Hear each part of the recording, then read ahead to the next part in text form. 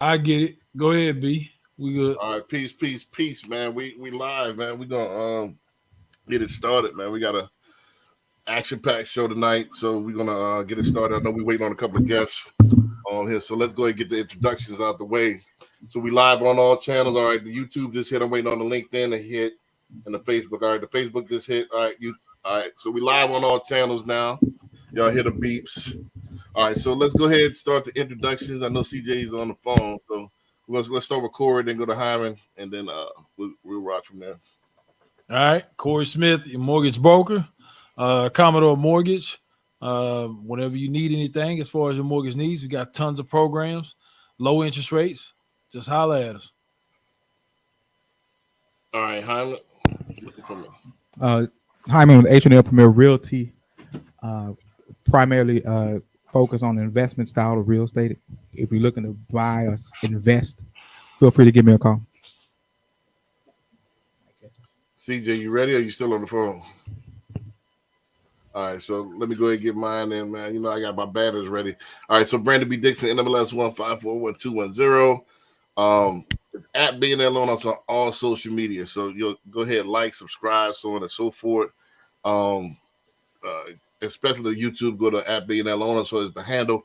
We got the shows, Behind the Sauce and home Tour Lux. So check us out on that. You ready to apply for a mortgage? Go to www.applywithb.com. So you can book me for a consultation, or you could actually go ahead and start the mortgage process today. So go to www.applywithb.com. Also, let's see what else we got here. You go to my website, what's if you want to go ahead and check today's rates on different products, so on and so forth. One more thing here. I got to organize these banners, man. Don't forget, tomorrow is back, man. Well, Wednesdays is back. So after 3-week hiatus, 3-4 week hiatus, we're going to talk about private equity banking. We're going to talk about firing your 401k. We're going to talk about side hustles. So come on out. I know a few people already RSVP. Don't forget, we're upstairs to the very first room on the right, the 1827 room. So upstairs at the Cannon, Welt Wednesdays. If you get to the door and the door is locked, just call me on my cell phone. And that's the next thing I want to go over right now. So call me at 832-775-8357. Leave a sign on the door if the door is locked, because it's after 7 o'clock. Sometimes they lock the door. So if nobody's there, call me. I'll get somebody to come down, let you in. So at the Cannon, 832-775-8357. The Cannon is at 1300 Brittmore, and that's in right off of I-10 right there. So, CJ, you ready? He's still going. So, hey, so we're gonna get the show started, man. So That's CJ the Real to help you buy and invest anywhere in the city. He also has the Master Academy. Let's go ahead and do it real quick. All right, got you. All right, so I got you queued up. Hold on a second. Hold on. So CJ the Realtor broker owner Greenwood Realty Group down here in Houston, Texas. We're making big things happen down here. So tap in with me on the social media platforms at CJ Sales Texas. That's CJSELLSTX. So tap in with me, follow me, drop me a line, let me know what you think. So the website, greenwoodrealtytx.com. If you're looking in Houston, especially for out of towners, if you don't know what the Houston market looks like, tap in with me, check out the website. You get your customized search on the website at greenwoodrealtytx.com. Get on there and check it out. And B already talked about our luxury home tours on YouTube. So the channel is CJ the Realtor on YouTube. Tap in. We're showing you the best and brightest of what Houston has to offer, Houston and surrounding areas. So we're going out to not just in Houston, we're going out to the suburbs too. So check that out. Let us know. Follow us, subscribe, share it, all that good stuff. If you got questions on real estate, if you're a realtor in Houston and you want to join a winning team, get in that winner circle, hit me up 832-338-3182. If you want some more information on what we're offering, we're very competitive on what's out here in the market. So get with me.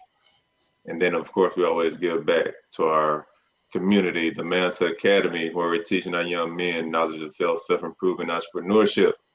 If you're interested in donating, whether it's time or money, we accept it all. So go on the website, themansahacademy.org, fill out the forms, and like I said, we accept it all. So we appreciate any help that you can give us. And I'm out. All right, cool. Let's go ahead and start the show. Barry said, send the link again. Man, send Barry the link, man. You got the link already, CJ? Send Barry the link again. Gotcha. All right, cool. So, all right, cool. Let's get it started, man. We're supposed to have a special guest on. Let's say she's having tough technical difficulties right now, but she's supposed to be coming on the next 5 minutes or so. But we got a female builder, man, that's owns a construction company that builds custom homes. I've been in a couple of custom homes. They're fire. They're nice. It's luxury. It's unique. They have the kind of signature things that they're looking, that they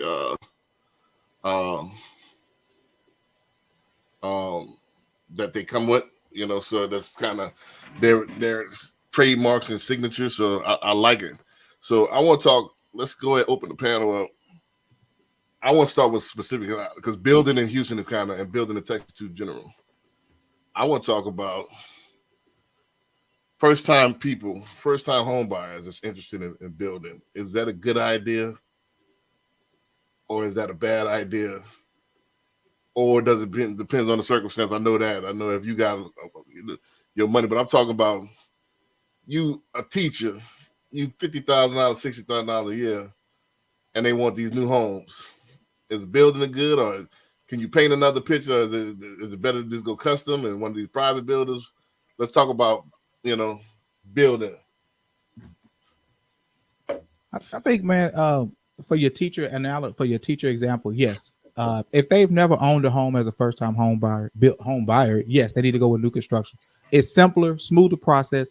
You have at least about 5 to 7 years before you have to fix really anything in the product.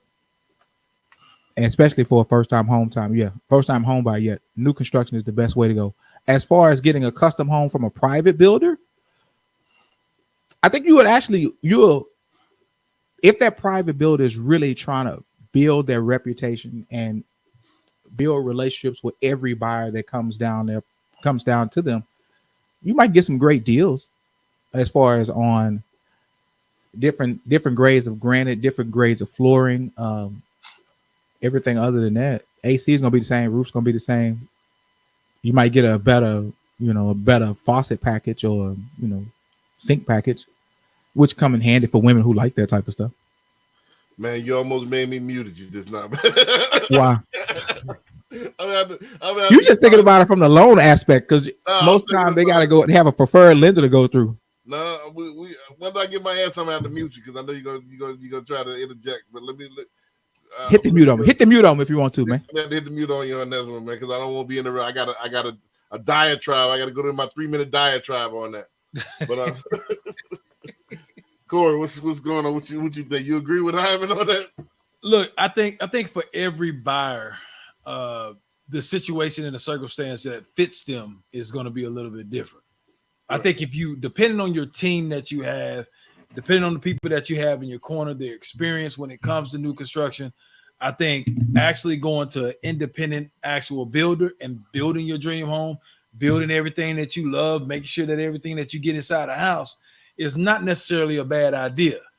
But if you don't have a team of people with experience that can help shorten their learning curve or help see where mistakes are possibly around the corner, then you definitely do better just going with a standard builder. A standard builder, you know what I'm saying, they're a well-oiled machine. It's less likely that you're going to run into the same issues that you're going to run into dealing with a private builder and everything is on yourself. I don't think half the people that want to build understand all the details and all the decisions that go into kind of build a custom custom home with a private builder.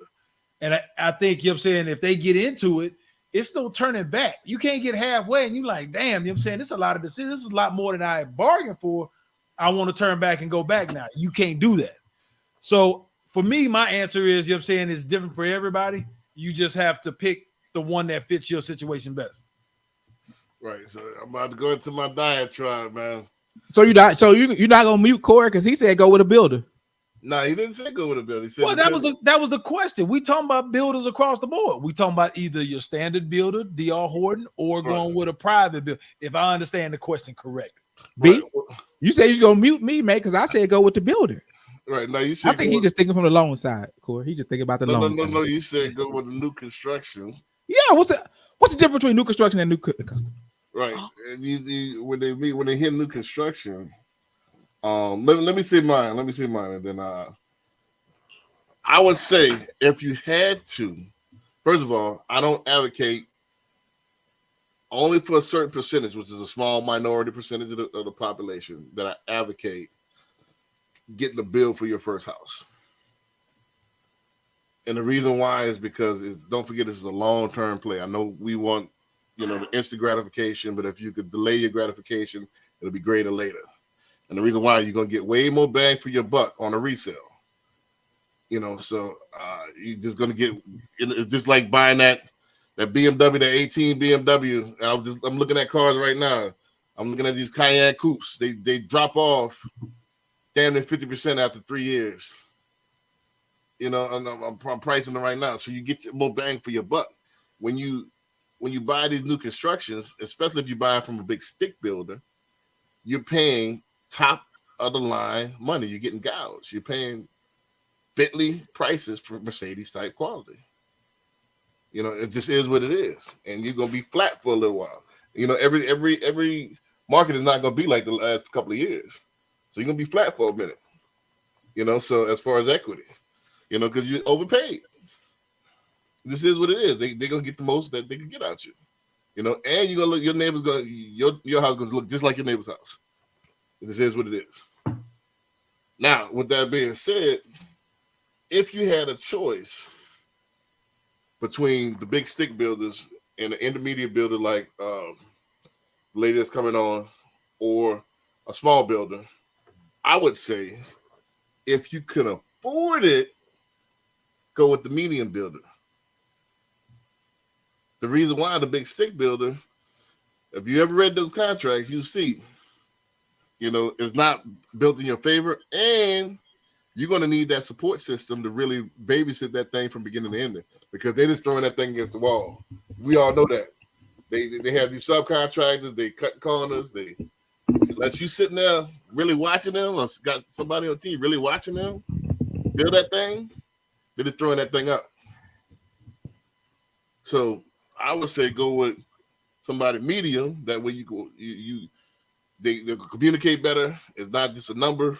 You get more personal service. It's just like a private school versus a public school. That's how I look at it. If you could afford it. Now, if you can't, I say don't even.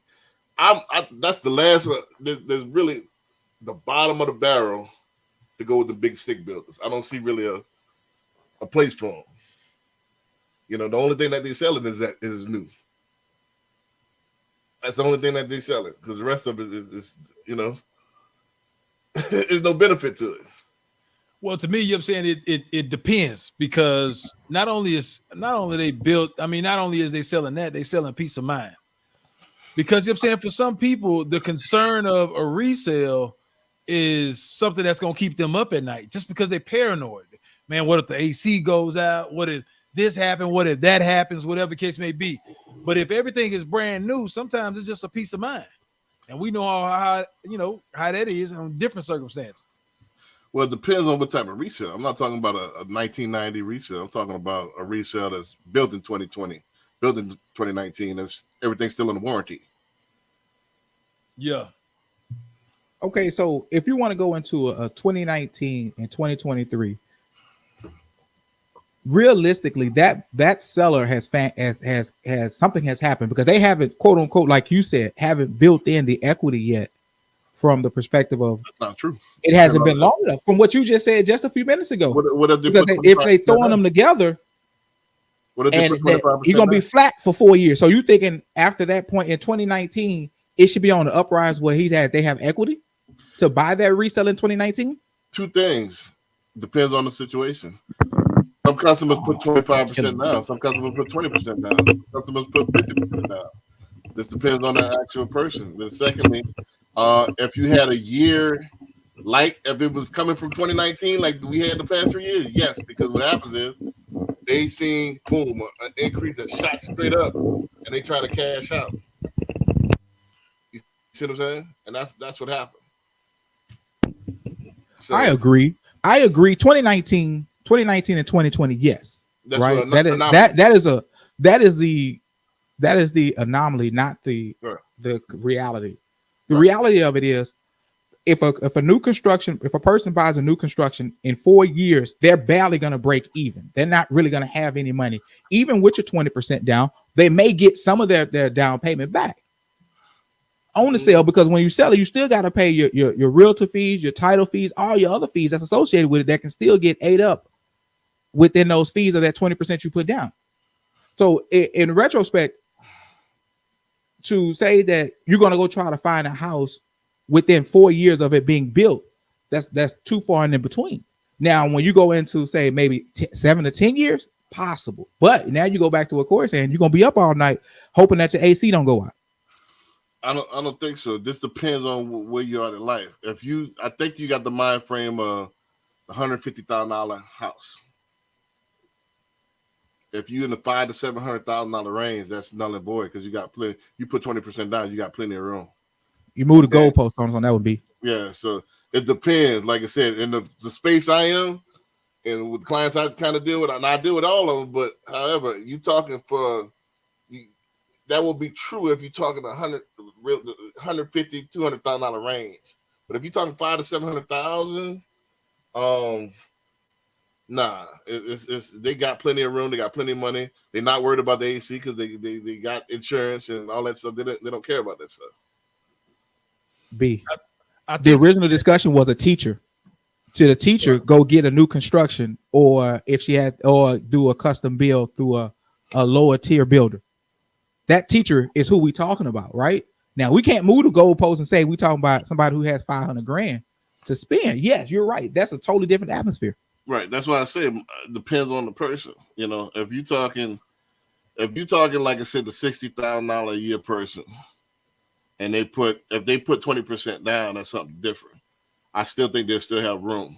But if they put like a down payment assistance, and then they're trying to get a new construction, yeah, I would say they're gonna be flat. You know, and like I just said, they're gonna be flat for like 4 or 5 years. They're gonna be upside down damn near sometimes.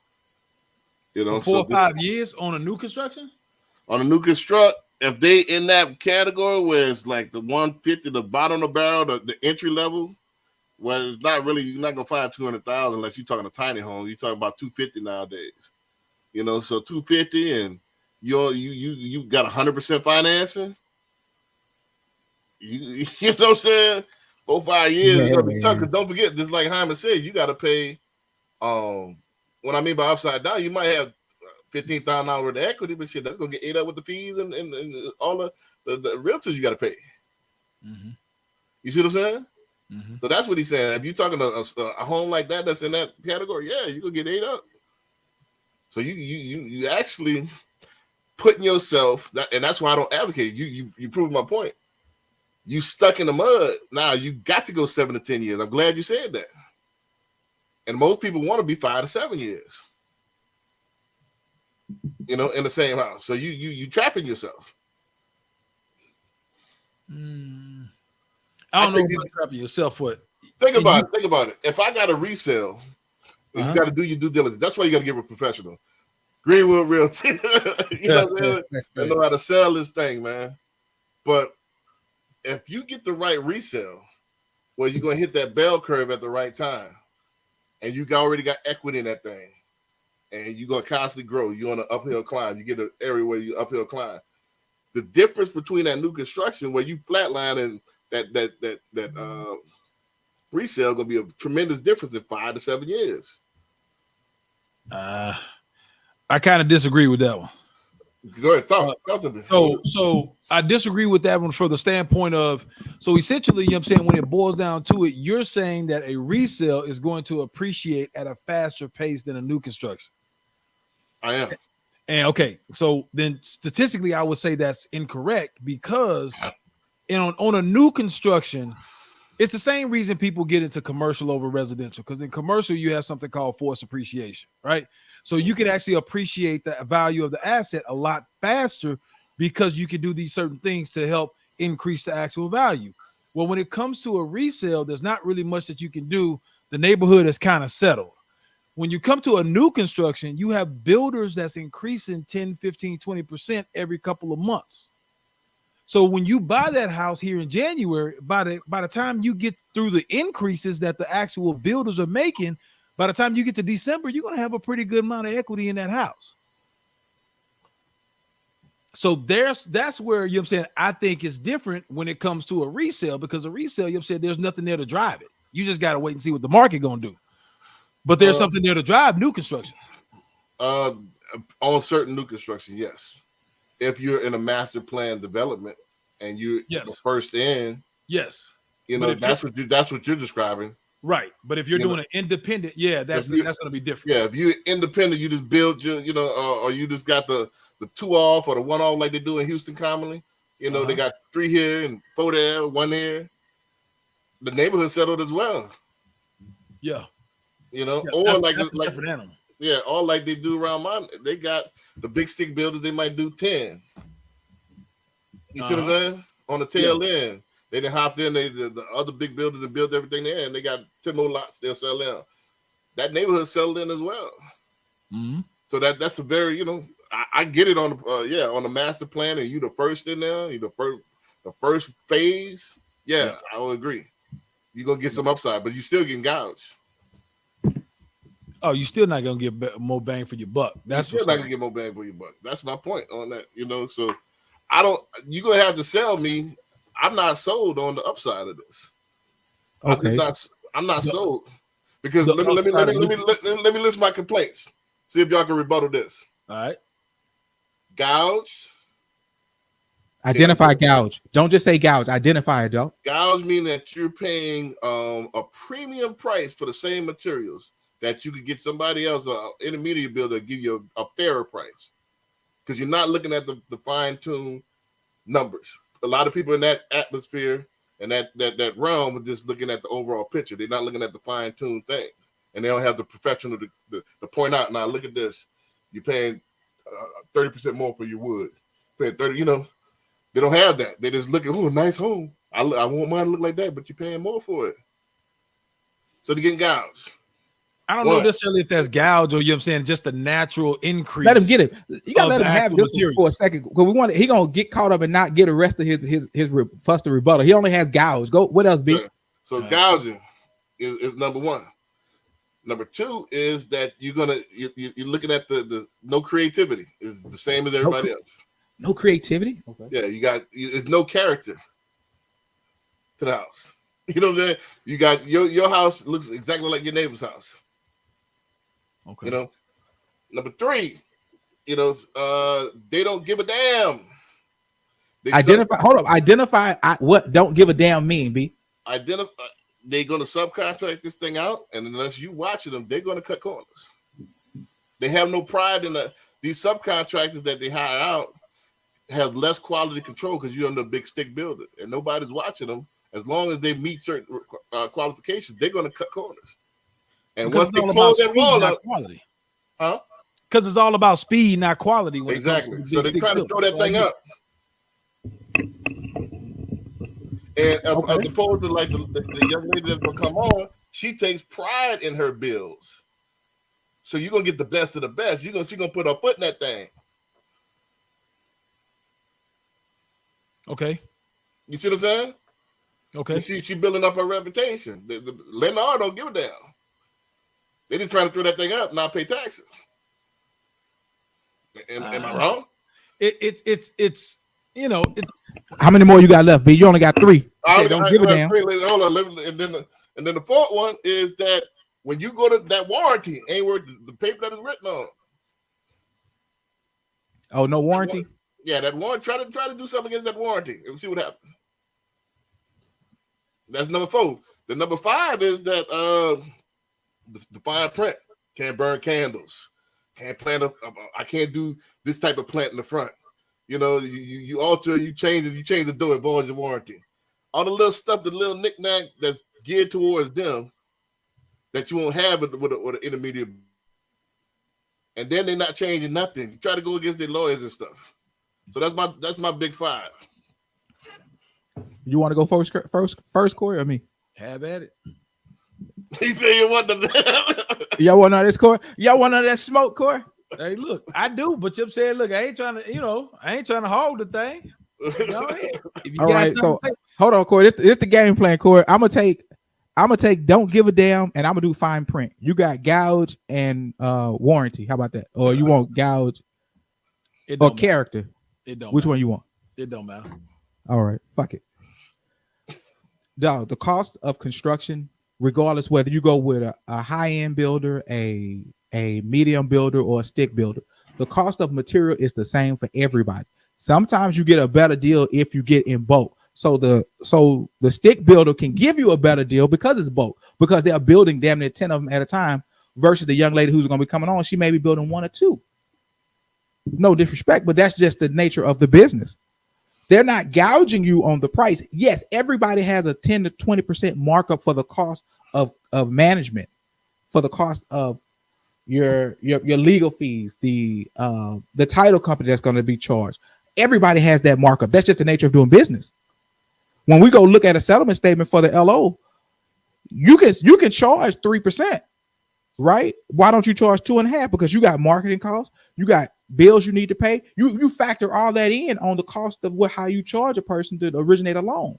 What's the difference between the stick builders and every other builder? So you just say gouging you is not the right way when everybody's still competing with the same thing of material costs. That's just good business. Say, you know what? If I got to pay it, I have to pass this on with an extra markup so I can continue to stay in business. As the general public, I understand them not getting that. I understand a regular buyer not understanding that type of markup. But as a business owner like yourself, for you to even mention to say gouge, that's fucked up, yo. Because we charge what we charge because we have responsibilities outside of our light, gas, and water. We have to pay for the internet. We got to pay for the marketing material that we use, whether it be free or not. So I was like, dang, B, you went to the gouge on that one. The fine print. Yes, in that fine print is to protect the overall subdivision, to protect the overall value that has been assigned to that property prior to any build or any concrete is laid. When they went to the bank, they said, we're going to do A, B, and C to protect the value that we have already assessed prior to the building going up. That's just that. I think that's in y'all wheelhouse as far as saying, well, how do we know this is going to be worth what it's going to be worth? What do you have in place to say that? If I was to go to the bank to you and say, I'm gonna build me a house, and you're gonna say, well, how much of the house is valued at limit over there? I'm gonna tell you, well, I don't know. My house gonna be better than everybody else because I said so. But there's nothing there to say to where it's gonna be worth this based on comps or based on anything that has been built in that area with these, well, quote unquote, uniform guidelines. I think I debunked 2. Your turn, Corey. No, can I rebuttal? Yeah, go ahead. Have at it. Have at it. You know what I'm saying? You can't ask that. Yeah, where you want me to start with the gouge? First of all, the gouge, what I mean by gouge is that when I understand margin, yeah, I'm not against margin, I'm not anti-business, I understand that. But when you pay beyond fair market value and you got something, I'm just making up numbers. Let's say I got $100 for this particular material here, and I'm gonna just pay $120 just because I could arbitrarily. Why not? I can say that same $120 and get premium wood. I can get this red lumber or whatever. I can get this redwood lumber. I can, for the same money I can get this stick builder for. So, and they arbitrarily charging you extra just because they're bigger, and these vice presidents got to go on their vacations and they got to get their, they stock options and stuff like that. All those costs are more and it's getting passed to you. That's what I mean by gouge. So comparison to where if you were to go, which a lot of people don't know about, just like with us brokers, Corey will attend to that. All these big loan places, they have the vice presidents, so they have a bigger digital footprint, but they charge them more because the overhead is more. The overhead is more. So if the overhead is more, Why pay that if you don't? If you have a choice, why pay that? Oh, I mean, okay, yeah, of course. I get. That's I what I get mean that. by gouge. Is like, all right, I get it. In Upper Kirby, the gas is $4 a gallon, and if I go around me and Katie, it's $2.95. If the gas is the same, it's still 93 octane. Why would I go to Upper Kirby?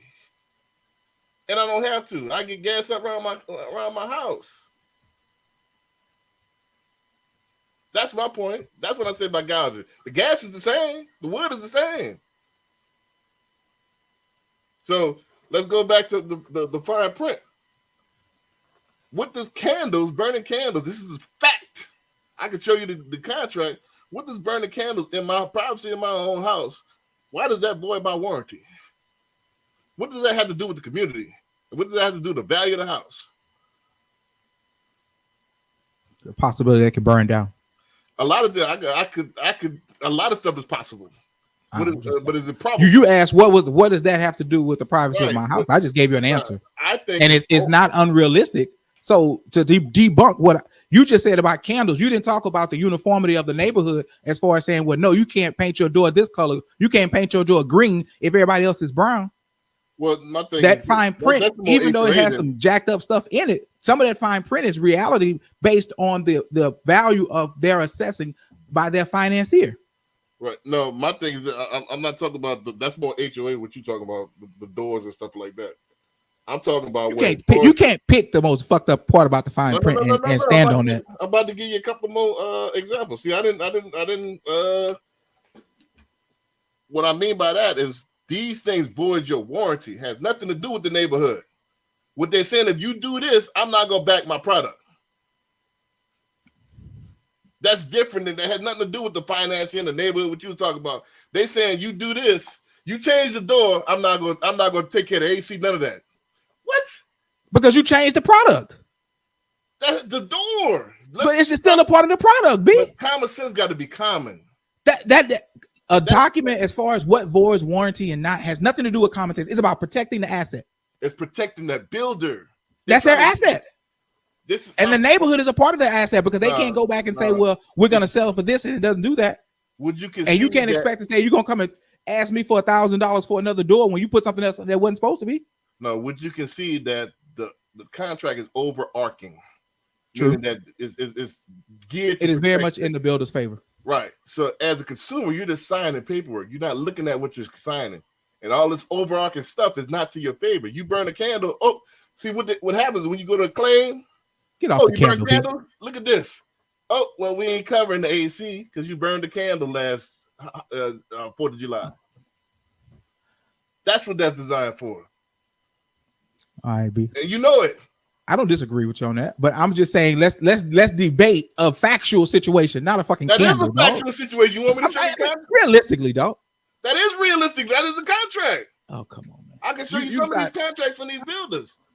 That's a hell of a one, there, man. You win because I can't reason with logic about a candle. You're right, B. I can't. But logically speaking, about anything else as far as the uniformity of the subdivision, that's totally different. That's a different animal. I'm talking about internal stuff. That's the thing. You can't pick what you believe the debate should be about. If you're going to say, well, this is your gripe, and we kind of give you a solid rebuttal, give us a point, B. Give us a point. Give us a point. I'm rebutting your rebuttal. It wasn't solid. That's why I ate that thing up. Like, nah, that's not what I'm talking about. I'm talking about this here. Is the overarching BS they have in these contracts to protect themselves and to try to get out of servicing their warranty. Anything voids their warranty. I don't know if you remember. I think this was a show. This dude was a service technician at a dealership. Everything. Nah, that voids your warranty. Oh, that voids your warranty. Oh, well, you put this type of gas. Oh, you voids your warranty. You put shell gas in there. So it's something similar to that. They got these gotcha things in there, and I can show you that. That's true. Gotcha. I don't disagree with you on that. I don't disagree with you on the candle situation. So right. I agree with you that the candle situation is very stupid. It is very stupid, and people sign this all the time. I'm not going to because it's the product. It's still nice. It's nice, but But that's not okay. Your mic not on, Corey. You muted yourself, Corey. God damn. Yeah, go ahead. All they want to know is, you know what I'm saying, is that I can get this new house, this new shiny house. Exactly. That's all they Exactly. really worry about. The excitement is going to overcome logic. Right. And they're not looking at. I mean, not only the candle stuff, but I mean anything. You change the light fixtures. I mean, you like I said, you change the door. You add anything else. You change the light socket. You do anything, it voids the warranty. You have somebody, you have somebody services that's not in they wheelhouse that voids the warranty. You have somebody service the AC. Now, look, So- here's the thing. You know what I'm saying? I completely understand. It's the same thing as if you go to a doctor and you say, hey, I went to go see a previous doctor. They diagnosed me with this. What you Right. think? You know what I'm saying? Like they're gonna wanna see all their own stuff. You know what I'm saying? Do all their own research. I can get it from a builder's perspective if you have Pookie come in and put the ceiling fan in and he ain't wired it the way that he's supposed to. Now you want to call and get a warranty or whatever the case may be, because now you having electrical issues in the house. Mhm. I get, you know what I'm saying, like the builder's not supposed to be responsible for that. So some of the stuff I can understand. You know what I'm saying? Like if I give you a product and something happens to the product that I put together, then I understand. I can cover that. But if you alter that and you have shady contractors or whatever come in and they don't do what they're supposed to do, I shouldn't be on the hook for that. So that part I understand. I still don't understand about the candle. I think there's, you know what I'm saying, has to be a little bit more detail when it comes to the candle. Nah, But some of the stuff I get. That was it. They burned candles, and then what they were saying, I asked them to explain is that particular the fumes in the candles causes the AC to go out. The fumes in the candle causes the AC Yeah, to the go out? wax or something to that effect, some kind of petroleum. They went into some big spill, some type of petroleum, something base, and it gets into the AC and it destroys A the percentage of anything can cause anything to go out. And if they find a less than a percent a chance of that, they will null and say that's not what can happen. So no, you can't do it. Right. So I think that what's that old saying? I think everything in the world can cause cancer. right. Shit. I'm multitasking that. So yeah, go ahead, debunk the other stuff, man. The other stuff. You know, you got 3 more. I got to remember the other stuff. What All was right, that? you got character. Don't give a damn. Well, we kind of talked about warranty because I talked about fine print.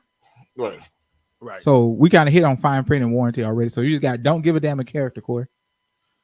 Don't give a damn. All right. So when we talk about don't give a damn, we talking about the builders don't give a damn. They don't Yeah, give a damn I'm about the customer or the No, I'm process. talking about once it's Oh. out of their hands, meaning that they go to they subcontract this thing out. They not really looking at it as far as the quality on it. They're looking at this, like Hyman said, they're looking at more of the speed of it. Is it done? And then what happens is human nature is they're going to cut corners and not give it the 100%. But the difference, what I'm saying is that when you got small, just like a smaller classroom, or you got or just like a private school, you got more attention because that person is going to have more pride in their job. They're going to have more pride in their creation. The big stick builders, they looking at numbers. So a lot of the people skip steps. Largely when it comes to that, you know what I'm saying, it's hard to debunk because it's so true. Right. You know what I'm saying? From the salesperson all the way down to the actual people that's building the house. Right. So I was having a conversation with a client the other day, and they were talking about how they purchased a new construction home and got an inspection done on it, which a lot of people don't necessarily do. They got an inspection on that thing and had 46 infractions on a new constructed house. Right. Facts. And we ain't talking about, hey, you know what I'm saying, the microwave won't shut. Like, we talking about serious stuff. Serious stuff. And a lot of this stuff is just because, you know what I'm saying, the builders are more so about, hey, look, I need you to hurry up and finish this because I got 5 other houses for you to get to. Right. So I got 5 other houses for you to do for the end of the day. You know what I'm saying? So a lot of these cats are just kind of burning and churning. And if you don't wave the flag and you don't say anything about it, they're going to keep going. They ain't going to do nothing about it. Until you're in that thing. Until you in that thing. You know what I'm saying? Right. And then you run into all these issues, and then it's good luck trying to get them. They got all these excuses about why they got to wait till next week and all this other stuff. Right. Now let me say this. Let me kill this level. I was gonna say this to drop the mic. You know what I mean? Yeah. But good luck. I was gonna say this about warranty since we're gonna skip warranty. Good luck getting them on the phone. Yeah. Good luck. Good luck. I want to see you talk about. I've never seen the IRS. This takes the cake of IRS. IRS, you're gonna be on that thing about 3-4 hours. Warranty's a whole nother minimum. warranty, a whole nother ball game. I think about 3-4 hours. All right, I got some backup. Hey, Barry B. in the building. I got some backup. We got to get him, Barry. They over here trying to dog you, boy, man. They trying to dog you, boy, man. Look, I was looking on Facebook. I was. They were trying to see how you trying to dog you, boy, man. You was holding your own, man. You was holding your own. Dang, man, you know what I'm saying? Man, I expect Corey to help me out, but he jump on the bandwagon with B Dix. Oh man. Simon is the Simon of the actual show, man. He tried to eat the credit. You know, the You was holding your own, man. You was holding your own. Thank you, dog. You know what I'm but, saying? I got the cavalry here now, man. Let's rock. But now, what I was saying, we talking about new home building because we're supposed to have a builder supposed to come on here in the next minute. I don't know, it's damn near toward the end of the show now, so she's supposed to come in. She have technical difficulties, but with CJ, so we talking about building in Houston, building in Texas, and stuff like that. We still on the first question. We talking about I named 5 reasons why if you don't really have the pocket like that to don't mess with these big stick builders. Nah, B. Hold on. I got it. Hold on. Here's what he said, Barry. The first question was, if you have a first-time home buyer that's like a teacher or something, would you recommend them to do a new construction, or if they have the means to do a kind of a custom build? This is a teacher. Would you recommend first-time home buyer to a new construction, or if they have the means, a custom build like the young lady that's about to come on? And this, let me pause that. I think it comes to the mean. Do they have the mean? Right? And that's what that was the. If they don't have the money, the money, right? Then that's what me and Corey are gonna talk about, because that's a myth that you got to be filthy rich in order to do a small build. We got products where you can do one-time closing and all that stuff, and we could use the actual zero down and stuff like that. The question was a setup. But I see. Hey, he loves to do that type shit too, man. You know what I'm saying? So you don't have to be. It's a myth that you have to mess with these big stick builders in order to get finance for somebody like the young lady that's supposed to be coming on tonight. We could find. But you hit us with the fact as agents, we like, okay, well, if I got a first time home buyer, like to put them in a resale, you had to be cheaper. But should they might be concerned next year, next month, the AC gone. That's $6,000 that they barely got into the house any damn way. Nah, again, I disagree, because if you got I would say get a 19 or something like that if you're concerned about that, and that way it's still under warranty. You got a 5-year warranty, 10-year warranty on the AC. But that's on a new construction. But even but it wasn't constructed in 19. But even if you that warranty is gone. Tell him, Barry B. He trying to move the goalpost on us, dog. He trying to move the goalpost on us, man. So when you can't transfer ownership of the AC when you of a new build in 19 in 2019, yeah, 9 out of 10, no. 9 out of 10, no. I never heard that won't transfer. That builder won't honor that one. I got to transfer the AC because a lot of times it's under manufacturer warranty. Now, okay, manufacturer, true. Now that's true. But as far as the builder, no. All right. Well, the builder, that's what we talk about. The builder warranty, we were just talking about that is Barry.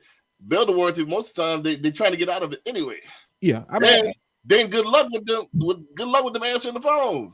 Good luck with them getting somebody out there. Get him, Barry. Get him, dog.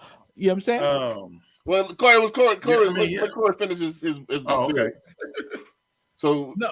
Look, I let Barry take it over, but you know what I'm saying, the only thing I was going to say is that when it comes to the actual manufacturer warranty, that's just for parts. You know what I'm saying? You still got to pay some AC man to come out there and do his thing or whatever. So you still at a cost, still at an expense.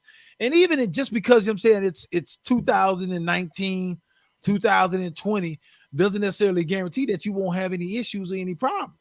Mm-hmm. And then if we're talking about, you know what I'm saying, a builder that won't actually, you can't get them on the phone, you can't get them out to come check out this problem because they're burning and churning with these other houses, then how you think you're going to get them, 5 years, 6 years down the line? How you think you're going to get them on the line to get it fixed? Right. That's what my point is that you actually do better. I'll go ahead and give me the money, save me the money, as opposed to paying top dollar and getting the same treatment. I still think for a lot of people it's peace of mind. I think that plays a lot into it. Peace of mind. it's the peace of mind. You know what I'm saying? Look, the chances of something happening in your house. You know what I'm saying? How long you been in your house, B? Almost 10 years. Okay, you've been in your house almost 10 years. You ain't had no incidents in 10 years or whatever the case may be. Would you go tomorrow and cancel your insurance policy? No. You don't cancel the insurance policy because it gives you peace of mind in case something happens. Well, So you know what I'm saying? For most people, they want that peace of mind to know if I get into new construction, you know what I'm saying? The chances of something happening to the AC, the roof, whatever the case may be, is less than going to a resale, regardless of how old it is. And for some people, that's important. I'm not saying everybody, but for some people, that's important. 80%. Well, that's why this conversation is important, because I'm trying to re-educate the people. It's not. I disagree. You know what I'm saying? I disagree with that. Let me explain why I disagree. It depends on the professional help that you get, and it depends on the situation. If you got a rock star agent, the agent will help you. If that's your concern, the agent's going to make sure you get what you need.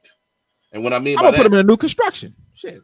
and that's why that's lazy salesmanship. How is that lazy salesmanship? That's B? lazy salesmanship. That's How's that lazy. lazy? That's not the best for your client, and you know it. How you know that's not the That best? is the best for the client Right. for the real estate Everybody- side. Not the best because You you know, you can't- so much money. Everybody Damn, can't. you don't went from 2 to 3. Not be Diggs. God damn, look, Barry's supposed to That help is out not there. true, man. That's For- lazy salesmanship. Everybody has their own what they're looking for. What, like you say, peace of It's mind. your- Some people Tell them how it is, some people Barry. wanna say, Don't tell him, Barry. So saying that that's you might be I'm taking- standing on that. you That taking- is lazy salesmanship. I'm gonna make a marketing campaign on that. Lazy salesmanship. You saying lazy salesmanship is telling a person, well, look, based on where you are in your life, you have never fixed a thing in your life. You have no idea how to contact the AC man. You don't know who's messing over you, who's not. The likelihood of that house falling apart in 5 years is what? 10% at best. The issues that you brought up earlier were some one-offs, right? I agree. Some shit can't happen. Yes, it can. But the likelihood of that is very untrue. And as an agent, and they're asking you questions about what would be best based on them, you got to say, well, look, because you don't know anything yet about home ownership, new construction may be the best thing for you. Yes, it costs more. Yes, it does. But that may be the best thing for you right now. And good customer service and great service is the ability to say what is best for you right now. Period. And I think as far as like with agents with us, our job is to show the client the options. This, and it's still up to the client to make that decision. And like you said, okay, for that new construction, repairs or whatever, that you're not going to have as many here. But if you buy this house that was built in 2000 or 1998, what's the likelihood of the plumbing, something's wrong with the plumbing, or something's wrong with the foundation, 50%. as opposed to this house that was built in 2023? 50%, right? You show them the options. Okay, these are the options. Now they can make an informed decision on what they want to do. Boy. But to just Oh, say, y'all need that's that lazy. training, man. Y'all need that Because, training. because I mean, honestly, it sounds like you want them to get what you want. Ooh, don't do them like that. Don't do them like that, Barry B. Barry B, tell him what it is, dog. Because You can't at the end of the day, they the one paying that house note. They are, and you can't take your thoughts and beliefs and push that on somebody else when it's not their situation. I can do it. I can do a 30-minute rebuttal on this, but let me try to streamline this thing. 30 minutes on what, dog? I can do a The 30-minute facts on the rebuttal on facts, this big thing. dog. Barry B, All the right, facts on the let's facts, fight Barry. let's go with the Corey said. I'm not pushing their beliefs. When that's the client, it's our beliefs at that point. I'm gonna morph I'm gonna absorb what they take, and I'm gonna take my my professionalism and my expertise and my experience and guide them in the right direction. So their beliefs are gonna be my beliefs, but I'm the doctor. But you forcing your belief. That's the same thing. No, You I'm not forcing your forcing beliefs anything. on them. I'm not forcing anything. Again, when That's people, what you if you're just said, B. hold on a second. If you're a doctor, you understand. You come to me and you say my knee hurt. I'm going to diagnose you. You don't know the medicine. I practice medicine. You just want your knee to feel better. and I'm gonna do that for you. That ain't what you're saying. That is what I'm saying. What you saying is somebody comes to you and say my knee hurt. You as a doctor gonna be like, no, it don't. No, I'm that's not telling what- you it don't hurt. No, You understand? We're on the same link. That knee doesn't hurt. That's no, what you that's not what I'm saying. saying. That's not what I'm saying. You saying that your answer would be saying that I need a house, and I tell them no, you don't need a house. I'm not saying that. I'm saying yes, you need a house, but this is the house that I prescribe to you. Right. This is what I believe that I would be in. This is what you need to be in. Is Right. what That's what I'm saying. So the That's exactly what you saying. That's exactly No, what I'm saying. no, you said, listen to what I'm saying. You said that if somebody say yes, I tell them no, you don't. That would be stupid. That I'm cutting the sale. I need a house. No, you don't. Well, why am I in business if you don't need a house? But your belief is that they need a house. So you know what I'm saying? You can't necessarily He say said, that, and but we your both belief agree that they is, need a house. but your belief is that they should be in resale instead of new construction. So if they come to you and say they want new construction, So you are going to talk them down to make them No, believe that they no. want a resale. a proper analogy would be: do you need surgery or do you need physical rehabilitation? That's what you call. That was a good one, B Dix. That was a Right. So it's my job as a doctor to prescribe on, hey, in my opinion, I think you B. need Dix, to that was a good rehab one. this thing. That's what you coming to me for.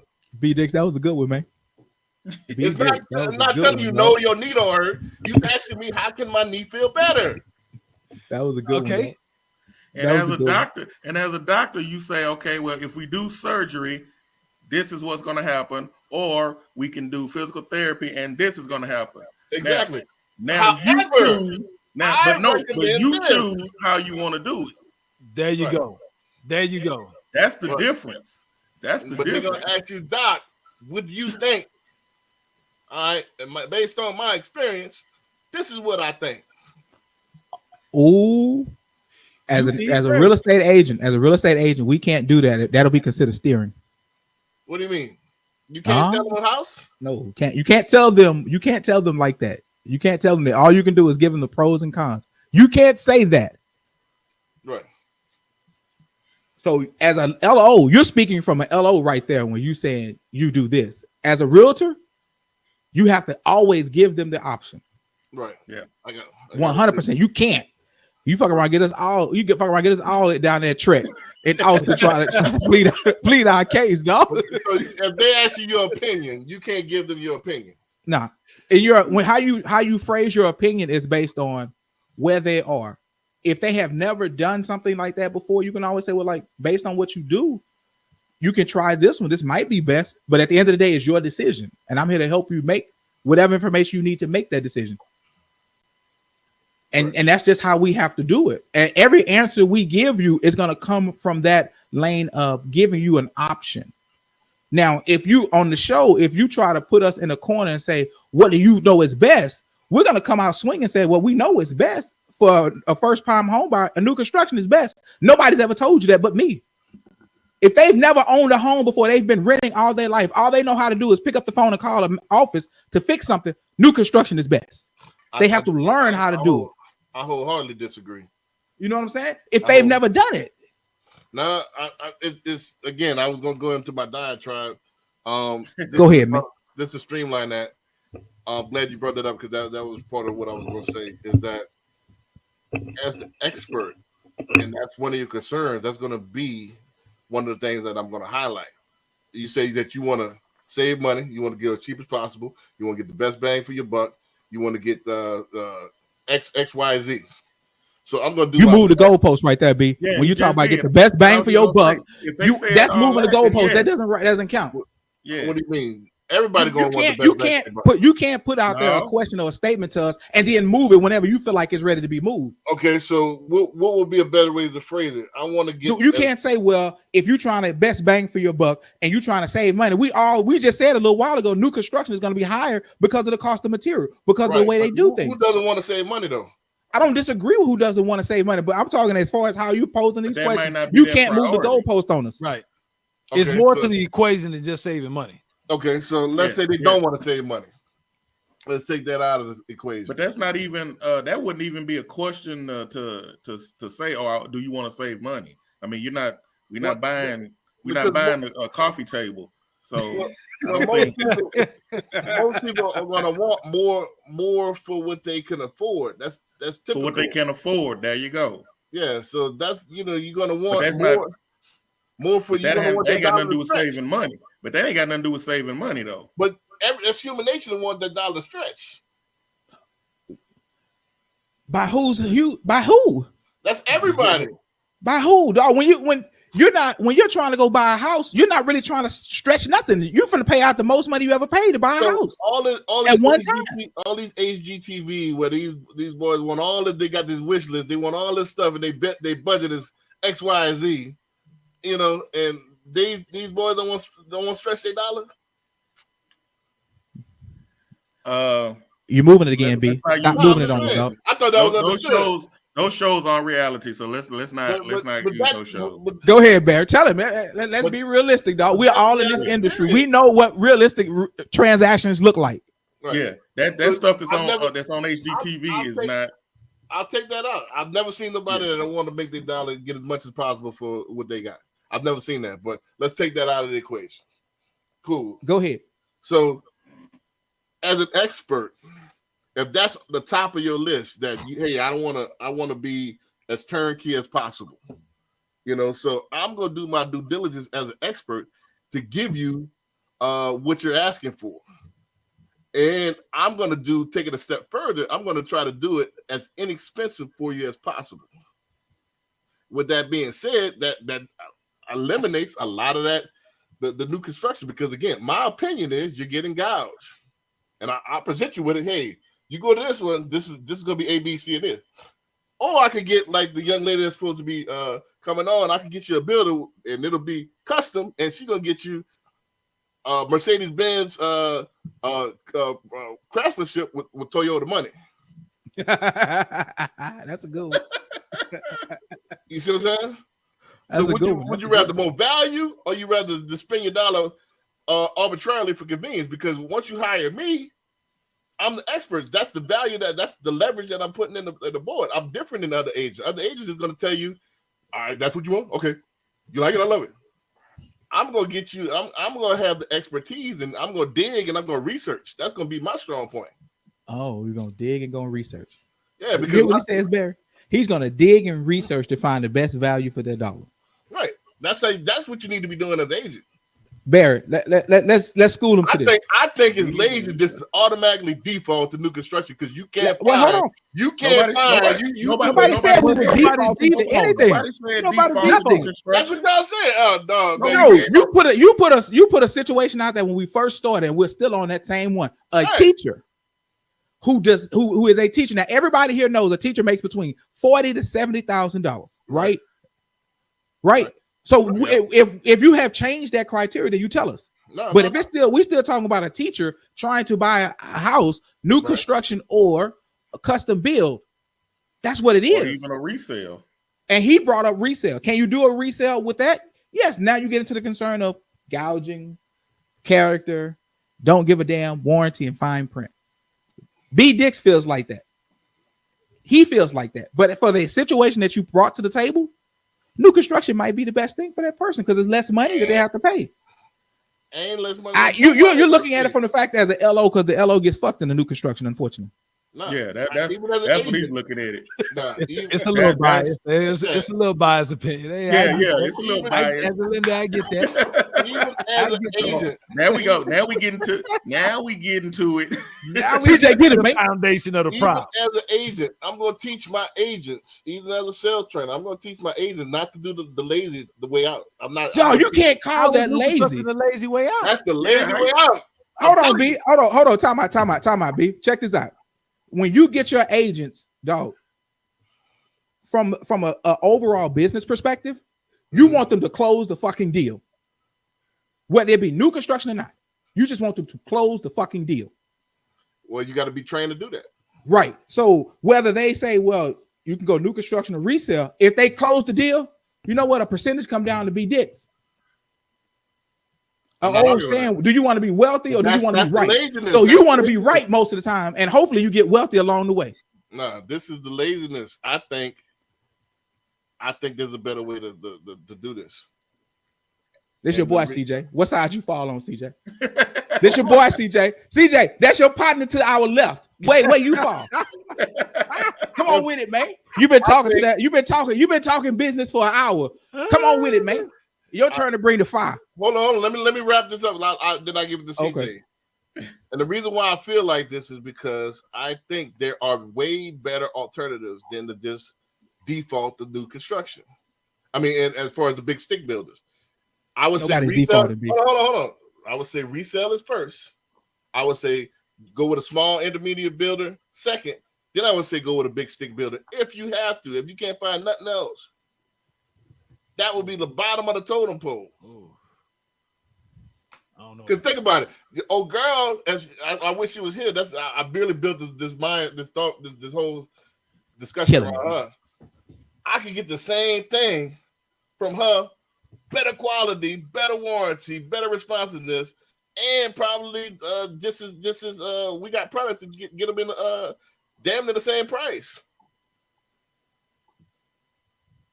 You see what I'm saying? Maybe a little bit cheaper, but maybe it's not, because you know what I'm saying you're going to run into a whole bunch of the unknowns that you What do you wouldn't mean? necessarily run into with an actual stick builder. Well, you still gonna run into unknowns because they gonna throw that thing out. No, because you know what I'm saying the purchase price that you have, that you're under contract with, that doesn't change. When you go to an intermediate, you know what I'm saying, an independent actual builder, if wood goes up, best believe that builder coming back to you. Oh man, I know I told you wood was gonna be 50 grand, but now it's 60. The it's gonna change. Well, this is the thing. Now that if you're talking about something that's in a luxury space, yeah, it's gonna change. Maybe Luxury, a lot. If middle you're talking class, about, lower class. Anytime you go with an independent builder, you know what I'm saying, you think a builder's gonna give you a price, and if the price change, they gonna take that upon themselves to hit their pocket? No way. well, it's the same thing with the stick builder. The stick builder, now before they break ground, they pre-qual, and then, like I said, they don't write the contract until they actually finish building that thing. No, That's how they doing it. No, they don't. That's No, they how they don't. doing it now. They write the contract beforehand. What builder you know is doing? I just not did writing one. I contract won't name no names because they probably watch it, but I just did one like Monday. But that's fine though. You know, you take one builder and then you make that to the standard norm for all builders, and that's not true. Right. I'm not saying that's the standard norm for all builders. What I'm saying is that you still can have variations in the price from those big stick builders. And I'm saying that, and I'm reinforcing my point by even now not writing the contract. Some of them now are not even writing the contract till they actually finish throwing that thing out. I don't know what builders those are, but That's not good business sense to do that. Right, Yeah, but that's how they that's- doing it now. I mean, so If they're not writing the contract, if they're not writing the contract till they build it, they got what's stopping they got a what's pre-contract. stopping the client from saying, "Hey, I don't A want pre-contract. They got what's called a pre-contract. it." Oh, okay. Yeah, That's still a whereas- contract. Yeah, it's For us. they're saying that, hey, we're gonna build out the guts, and then you gotta, once we get there, then from there it's a different phase. Now you got to pick out exactly what you want. So I got to pre-qualify for a little bit more. That way they have room to get to customize it how they want to customize it. Well, that's still a contract though.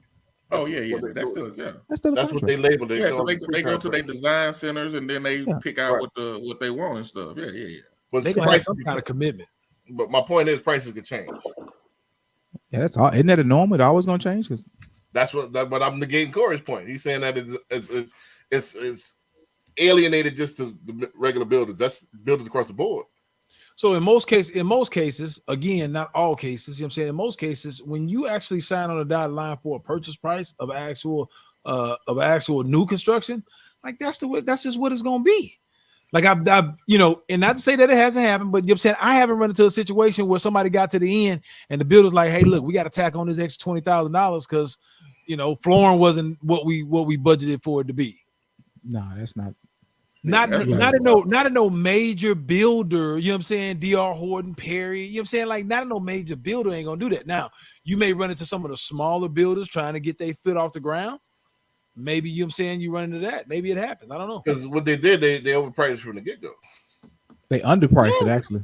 No, they overpriced it from the get-go. That's why they got they got more error for margin. I mean margin for error. For a stick builder? A stick builder is building so many. They buy so much in bulk. They Right. can just afford to They do that. already overshot it. That's why you get the continuity of the price. Now you disagree with the fact that how they do business? I definitely disagree with the fact of how they do business From what perspective? from the Yeah. company perspective. Okay, so because you're with Nexa, and Nexa is one of the largest lending companies in the world. So that means Right. every other agent that doesn't do business like you that's bad. Does that mean you're bad, LO? No, first of all, And don't do business well? Next is a broker. They don't lend money. I mean, okay, let's not.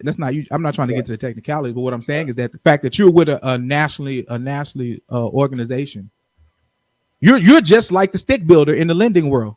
No, because it's not. Yes, because you feel like because you can broker your deal to different people, that makes you different, but actually it doesn't. It makes you the same because you still with a national brand.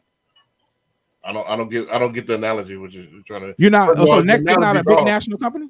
So the analogy, they're brand new, and he built it from scratch from 2017. Oh, So okay. he's not a major player. I mean, he's the biggest broker. He's the biggest in space, but it's never been done before. Okay. So it's an anomaly. Okay. So I don't get the analogy what you're trying to say. I thought Nexa was a big boy in the lending industry. Nah, they're not a lender. They're a broker. Okay, from a real estate agent, I'm one step above a customer. You are a lender to me. Nexa is a lender to me. So just to keep it simple. Yeah, but it's not. You're wrong.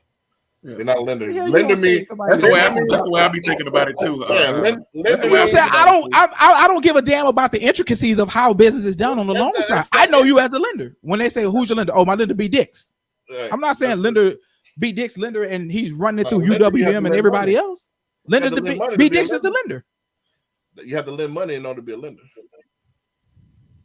Like I said, the intricacies of your business, hey, that's here nor there for me. That's why I told you I'm one step above a customer. All right. That's my disclosure. I'm one step above. So Right. if I'm just one step above, that means I understand what you do and how you do it. right, but But to keep it simple, I'm gonna say that B Dix is the lender right, because there's no reason to try to explain that to a common person. right. Because Well, me and you both will lose money if I fuck around and try to explain how you do what the fuck you do to somebody regular. well, the thing And is, ain't nobody on this panel trying to lose money, trying to Well, explain something as arbitrary as you're gonna take the paperwork and you're gonna shop it to multiple people who has the money. I'm like, he can't do it himself. What's wrong with him? I don't want to deal with him. We talk about that all the time. The mindset of how people see shit. well, since you're still in that space, let me address it. Now you opened up something. A couple things first before I address this.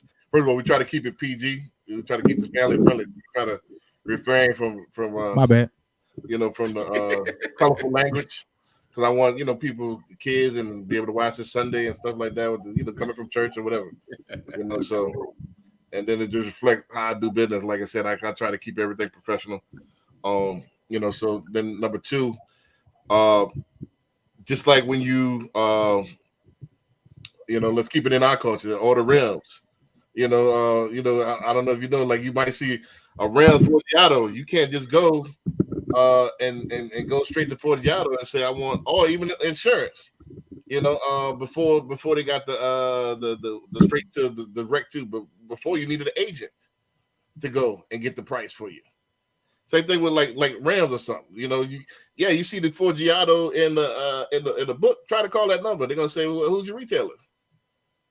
Or do you have a resale number? Where's your store? Where's your shop? You're not gonna be able to get pricing. You're not gonna be able to go directly to them. So they got hundreds and hundreds, if not thousands, and Corey would agree to me, of these boutique shops that you cannot get pricing to them. They want an agent to deal with them. So customers, they don't deal with the public directly. So I, as a broker, I am privy to this wholesale network, and I could get them better deals than those actually in-house lenders. That's all they do is they lend the money themselves, but however, they have so much overhead, they're gonna be more expensive. Corey, am I right? That's right. So I got the privy to go ahead and talk to these smaller boutique people that you're not gonna be able, as the public, you're not gonna be able to get to. That's the service that I provide to the customer, that I'm able to shop their deal, get these investors that have money, and they only want to talk to me. They don't want to talk to the customer. They're not open to the public like that. That's the technical explanation, but to a agent, they just like, look, man, this the cat that's gonna get you the financing to purchase this Right. goddamn house. Right. Yeah. But I'm not a lender. That's it. That's all the way. You know what I'm saying? Right. So that's all I'm saying. We're not lenders. So I'm just saying, since you kept on that, we were talking about, builders. You know what I mean? So let's go back to that. You know what I mean? Back to builders, and I wanted to let CJ chime in on what we were talking about, because again, it was geared toward the female that was coming toward, and I'm an advocate. I would, if she would team with me, and this is great. You know what I'm saying? Marketing. If she would team with me, I would promote her, because I would send my customers her way as opposed to a big stick builder, because that's what I really believe. And we got the products to back it. Now, a lot of people, it's easier on the agent, yeah. But I can show you, if you let me educate you, I can show you as an agent where this is not. Corey, am I right? This is not that bad either. What's not One time close, not that bad either. One time close isn't bad. That's what I'm saying. Y'all get scared of that, but shit, you're gonna get paid. Not everybody's prepared for that though. Huh? So not everybody's prepared for that though. That's what the beauty of the show is. Like, man, stop being scared of this one time close, and because it's a better value for your customer. And along who you are. I would say 9 times out of 10, the only way I would take somebody to a big stick builder is they made me. They got to twist my arm.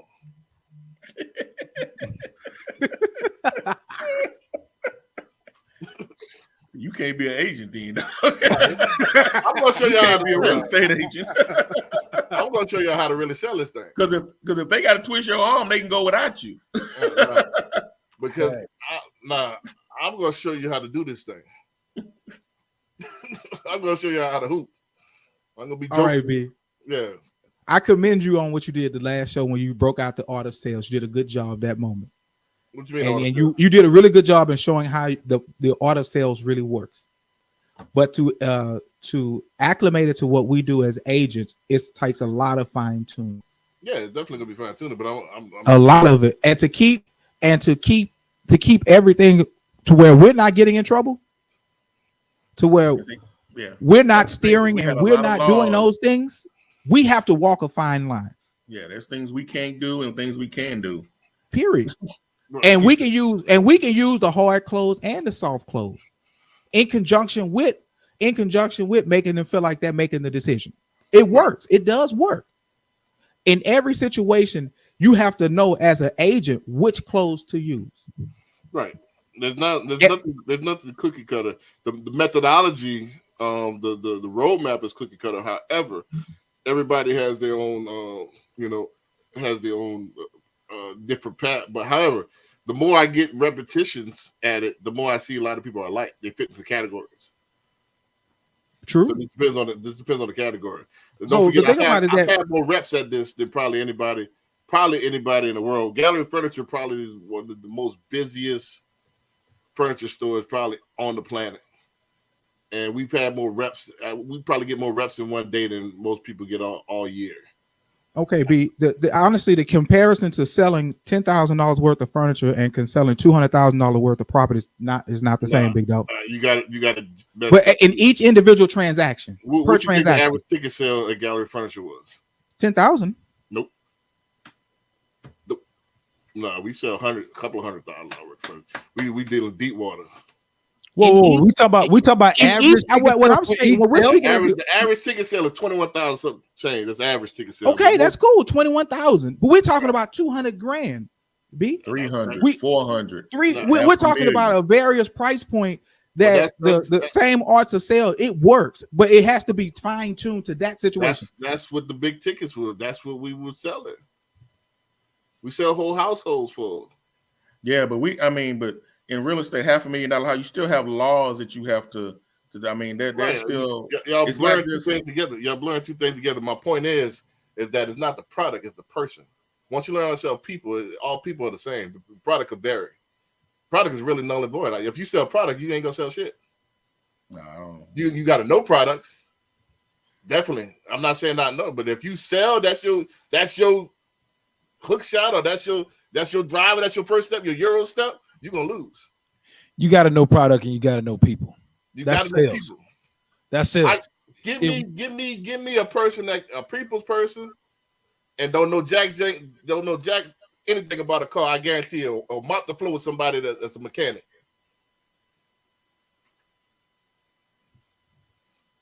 That's true. I don't think nobody here on the panel disagrees with that.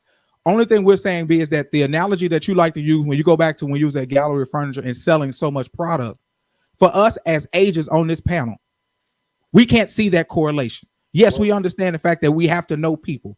And I'm gonna speak for it's okay for me to speak for you, Barry and CJ. We come out of one of the largest systems in the country, which is KW.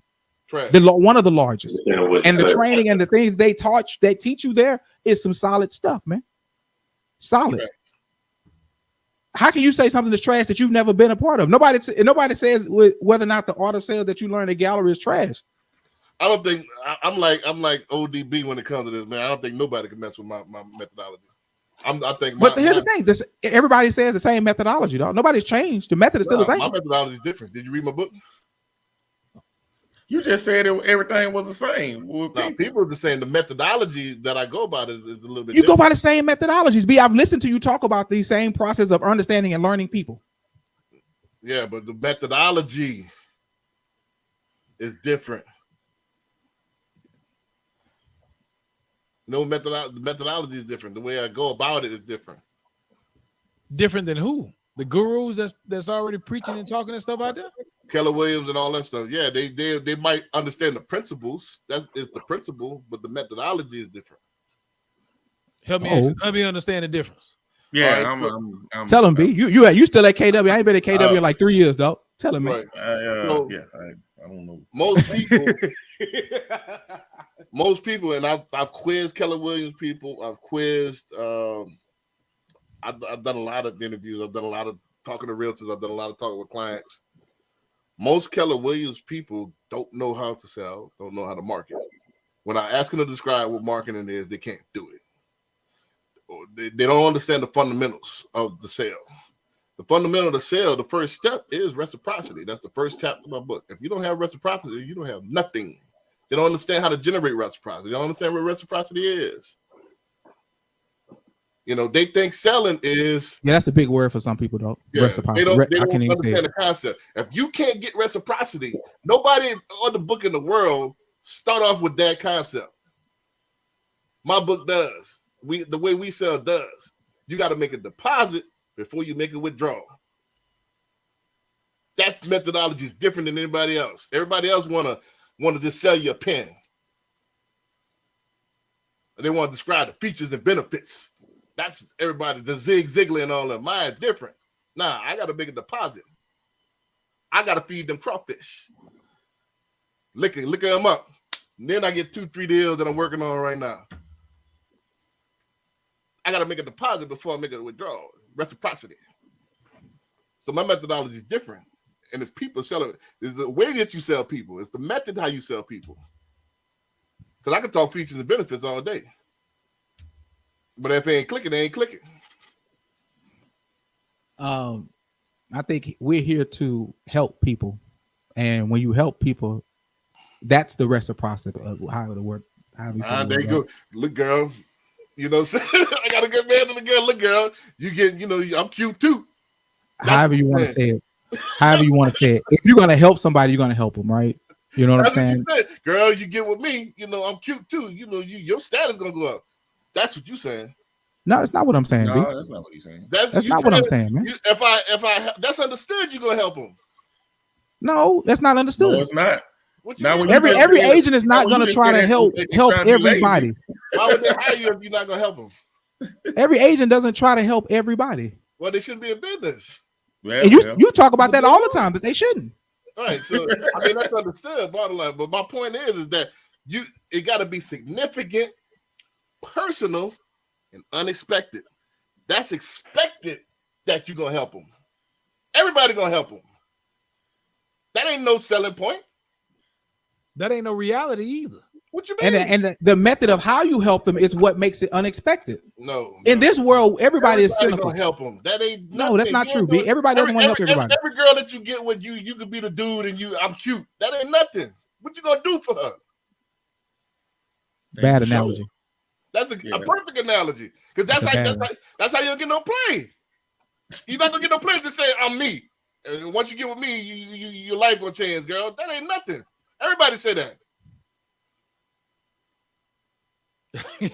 I think that's different. We can go a Bad different route analogy, with that conversation right there. But Bad we gonna leave analogy, that B. alone because you just said it was a family show. You know what I'm saying? Right. We gonna leave that.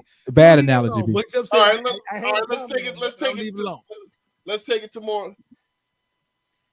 At a grocery store, it's already understood that people are going to greet you with a smile and help you check out. No, that's not correct. You been to Walmart? Well, So how you gonna say that's expected? that's expected. That's what you expect. No, I don't. That's is that incorrect, what you dog. get? Is the reality is that what you get? But that's what's expected. I think No. you the only person that would walk into Walmart and have that expectation. You talking to Walmart? I said grocery store. Okay, I mean, I'm saying, but Kroger's. we're talking about Walmart is a grocery store. Walmart is a superstore. It's more than a grocery. But anyway. okay, Kroger's. Ah, Kroger's, here you we go. can't expect them to walk in there and greet you. Oh, here we go with the technicality again. Yeah. I Let's, told you, hey, B, you are great at moving the goalpost on this, nah, dog. this is very, Moving. very. I said something. You moved the grocery store. What you talking about? I said grocery store. You talking about Walmart? You say didn't grocery say store. Walmart. Walmart is a grocery store, bruh. No. I said you didn't like Is Walmart. it Go to not a Kroger's. grocery store? Do you not Go go to to Kroger's. Walmart to get groceries? Don't it say super center out there? Does it not say super center? Does it say grocery store on the outside? It says Walmart, dog. It got the grocery section on one side, and then it got the home section on Right. the other side. What you mean? What I'm saying, you moving the goalpost is a bad analogy. What I'm saying is most I'm grocery using your analogy. You the one that I said said grocery store, not Walmart. Okay, Kroger's. What? Kroger's. Kroger's. Okay. Give him Kroger's. Name Just another go to superstore HEB. beside Walmart. Y'all just do I didn't say HEB. superstore. I said Y'all grocery just do store. HEB. Y'all just do HEB? HEB. Hey, HEB Hey, is a don't say superstore. Walmart. Say Food Town. HEB is a superstore. Okay, food That's time. even worse. Right. So because Walmart is a different store. They're notorious for you trying to take the extreme, and I already know where you're going with this. But You do the same thing. nah, this is y'all missing the fundamentals, and it's crazy to me. Y'all old, y'all this old, and then ain't got this conception. This is the difference. You can't Hold be on, hold on, outnumbered I'm about to talking get out about my we brief. don't I'm get about it, bro. You can't be outnumbered talking about we don't get it. Yeah, y'all don't get it, man. I'm about to put this white collar on, man. This is the Go difference ahead. between millionaires and civilians. Go ahead. This is real game I'm giving you. You don't Real get game says that if you realistically think that you're expecting somebody to provide you the best service every time they walk in any establishment, that's No. unrealistic. No, And you no, can't expect to think that That's everybody's not the here best. going to help you. That's not the best service, bro. I didn't say it was the best service, but you realistically thinking that's the minimum expectation. That's not. That's the minimum expectation. You And can't go in somebody- any So- industry expecting that to be the case. So I don't expect them to come up there and mean mug me. I do expect them to greet me. You fine tuning on this one thing. I do expect them to greet. And you're saying that the fact that I greeted you is that's nothing. That's nothing. That's expected. They expect them to help you. That's why they came to you. They expect to get a house. But what you gonna do that's unexpected? What you gonna do that's significant? What you gonna do that's personal? That's the difference. That's the difference between the men and the boys. That's the difference between the top performers. And this is what I'm looking at. I'm about to pull up on y'all. I'm about to start flossing, man. Y'all got me hyped now. Man, this is Go the ahead and floss, B. Let's fundamentals, see. bro. This is Put the it out there, B. fundamentals. You gotta Put it get out there, this. B. Huh? You've been jucking and jiving about your skill set for a while. I've been waiting to see if you was gonna pull something out. Man, you got to get this. If I- you we- have, if you We don't spend an have- hour with you every Tuesday waiting to hear what you got to give us. And I promise you, I think we all been sitting like, let's see what B gonna tell us. If he gonna say something different, that the $1 million worth of game. Say the reciprocity. Reciprocity. That's Okay, a since dual you system. believe in reciprocity, right? What are you giving us right now that we can give back to you? What you mean? That's what you say. You got a gift. You got to no reciprocity is when you do something for someone, they feel obligated to do something for you. Okay, so you're doing something for us by bringing us on the show. So by us bringing us on the show, you are expecting us to bring you a deal? No. What I'm doing for my customers and what I'm doing for you is not. Let's start with the customers. I'm giving them content. I'm giving them game, and I'm giving them my digital footprint. And in turn, they call me and seek me out because I liked what you said the other day. I like where you put that. And they call me all the time. They call me during the show. So, but here's the thing: we're your customers right now. Myself, CJ is already on your team. CJ CJ's on your team. Me, okay, Barry's on your team too. I'm your customer right now.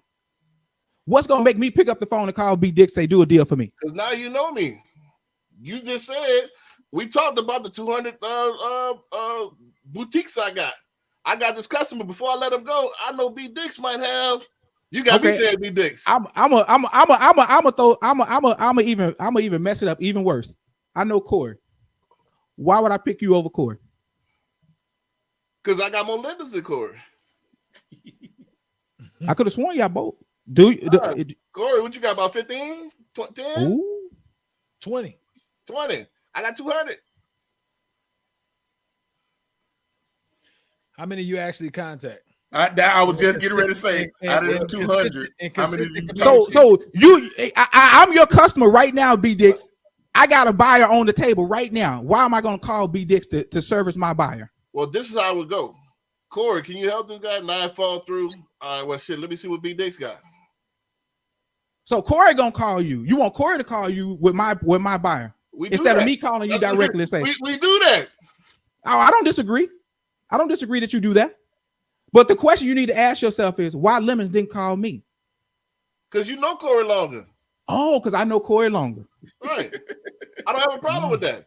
Corey, my boy, Corey, my man. Corey, your boy. But you rest however the word you say it, dog. But however the word you said, I can't get it yet. Am I not in the conversation though? No. If Corey can't help you, I'm not in the conversation. Nope. You've been talking about your skill set since I've been watching the show. So and I watch podcasts all the time just to hear what's new. You don't have to come to me. Corey gonna come to me. It ain't a situation that you know what I'm saying he can run into where I can't help him. So you know what I'm saying? Fortunately, we hadn't been able to run into that. Right, but I'm just saying. Like, you know what I'm saying? Like, look, it's an option. Oh yeah, for sure, it's an option. Oh, right. I got you. Right, but if you got that, man, I got this one thing, and before you do the deal, you're gonna throw that thing to me and see if I can drain the 3. Am I correct? If I get a red light, yeah, we've done this before. Unfortunately, I'm not gonna. I don't think Barry or CJ is gonna throw me a listing if they can't get it sold.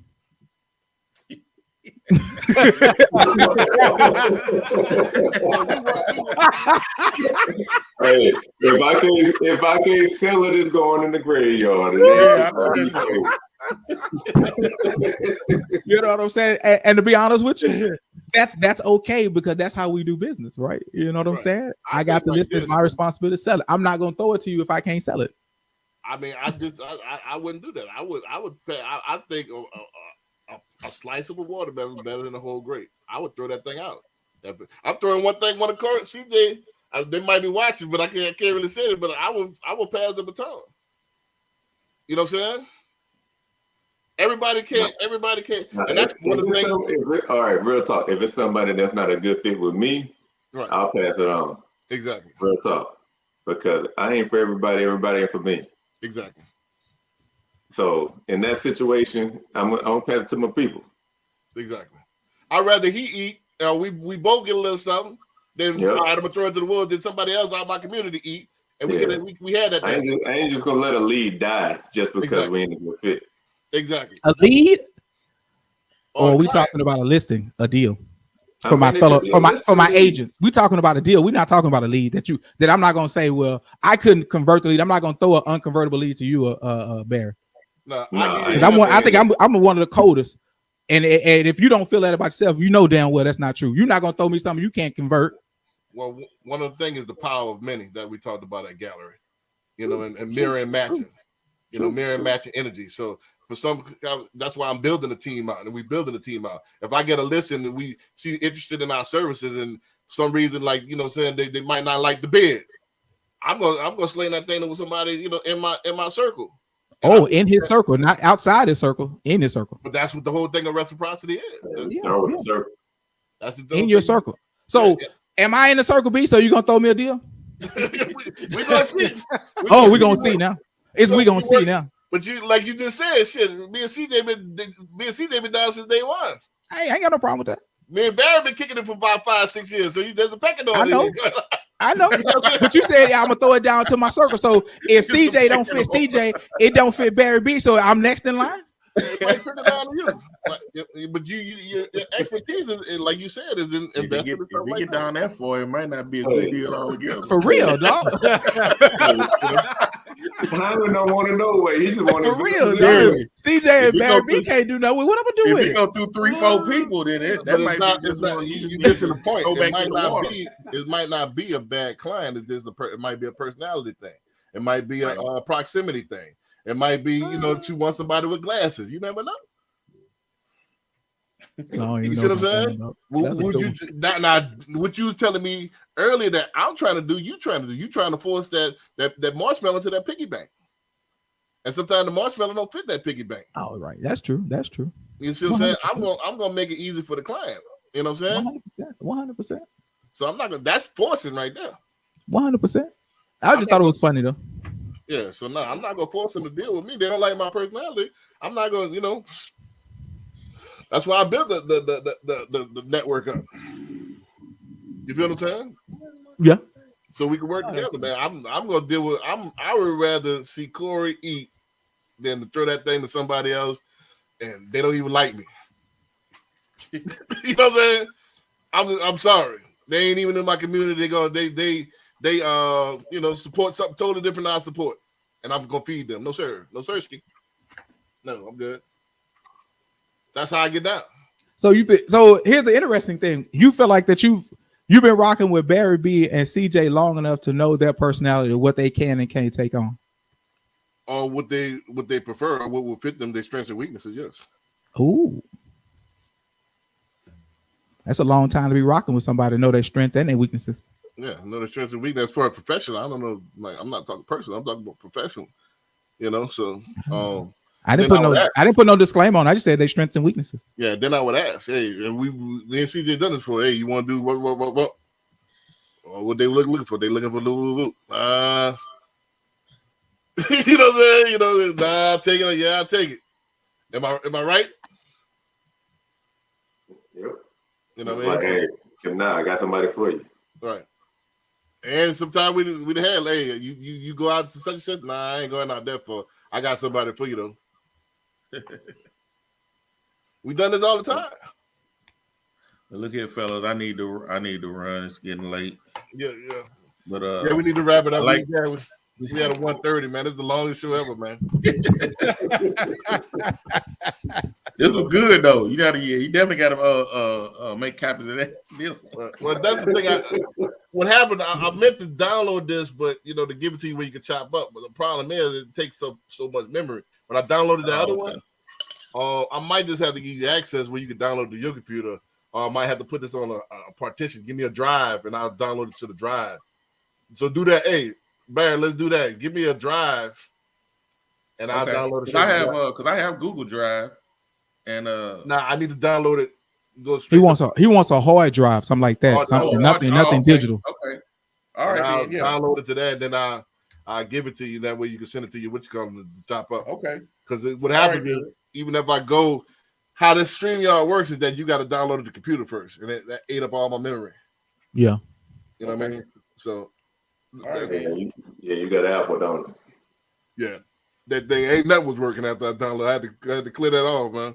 So, man, we're gonna see y'all next week, next Tuesday. Hey, All don't right, forget, man. I seen that a couple of people already signed up for Welt Wednesdays right after I seen it. So we'll see y'all tomorrow at Welt Wednesdays, man, in person, man. Come All on, right. join us. All right, man.